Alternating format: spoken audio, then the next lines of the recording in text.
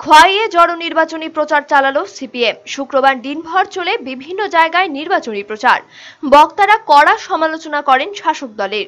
খোয়াইয়ে শাসক দলের সন্ত্রাসের কারণে নির্বাচনী প্রচার চালাতে বাধার সম্মুখীন হয়েছে বারে বারেও সিপিএম। বিজেপির সন্ত্রাসের মধ্যেও শুক্রবার দিনভর মহকুমার বিভিন্ন জায়গায় ছোট ছোট পথসভা করে সিপিএম। সকাল থেকে শুরু হওয়া সভা চলে পুরাতন বাজার, বেলতলি, চেরমা বাজার, জব্বরটিলা, তবলাবাড়ি সহ বিভিন্ন স্থানে।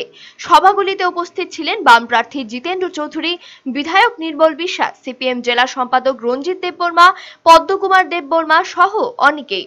ভাষণে জিতেন্দ্র চৌধুরী বলেন, আইন শৃঙ্খলার প্রশ্নে ভোট পিছিয়ে দিয়েছে কমিশন। এটা ত্রিপুরার জন্য লজ্জা, গণতন্ত্রের লজ্জা। তিনি এজন্য শাসক দলের সমালোচনা করেন। পাশাপাশি বাম প্রার্থী অভিযোগ করেন, বিজেপি আমলে খোয়াই গণতন্ত্রের শ্মশান ভূমিতে পরিণত হয়েছে। দেশের সামনে এই ত্রিপুরাজ্য কলঙ্কিত হলো, গণতন্ত্র কলঙ্কিত হলো। কার নেতৃত্বে? ত্রিপুরাজ্যের বিজেপি দলের নেতৃত্বে। আজকে এই খোয়াই এটা যেন গণতন্ত্রের একটা শ্মশান ভূমি। সংস্কৃতি এখানে নিষিদ্ধ। এখানে যারা অন্যায় কাজ করেন, যারা অসাংবিধানিক কাজ করেন, সাংবিধানিক পথ না থেকেও আজকে তারাই সবকিছুর দ্বন্দ্বের কর্তা, তাদের অঙ্গনের নির্দেশনে।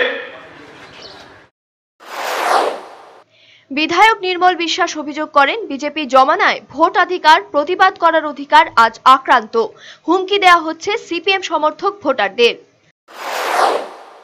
ত্রিপুরা রাজ্যে প্রতিষ্ঠিত বিজেপি সরকারের জমানায় মানুষের ভোটাধিকার, মানুষের কথা বলবার অধিকার, প্রতিবাদ করবার অধিকার সবকিছুই আজ আক্রান্ত।